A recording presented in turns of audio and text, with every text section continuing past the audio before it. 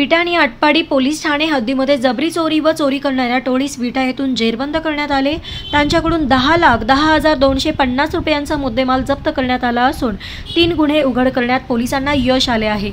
अक्षय महादेव माने वय 26 राहणार वलवण तालुका आटपाडी, साहिल कुंडलिक चव्हाण वय 21 सध्या राहणार घरनिकी तालुका आटपाडी, मूळ राहणार तुर्ची तालुका तासगाव आणि सचिन विठ्ठल माने वय 23 राहणार घरनिकी तालुका आटपाडी अशी ताब्यात घेतलेल्यांची नावे आहेत। सदर कारवाई स्थानिक गुन्हे अन्वेषण शाखा सांगली यांनी पार पाडली आहे।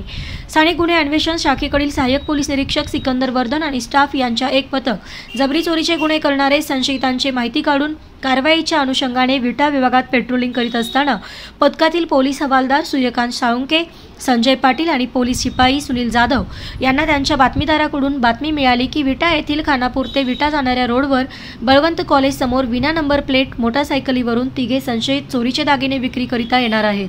माहिती मिळताच पथकाने सापळा लावून पळून जाण्याची संधी न देता त्यांना मोटारसायकलसह ताब्यात घेतले। त्यांनी पंचासमक्ष अंगझडती घेतली असता अक्षय माने याच्या पॅन्टच्या खिशामध्ये सोन्याचे दागिने मिळून आले।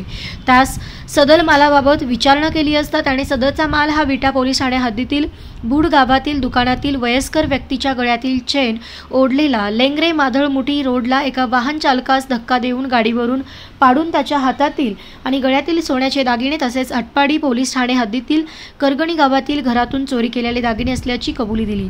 लागलीच त्यांच्या कब्जातील मुद्देमाल पुढील तपास कामी सहाय्यक पोलीस निरीक्षक सिकंदर वर्धन यांनी पंचासमक्ष जप्त करून आरोपीस 20 जानेवारी रोजी अटक केली आहे।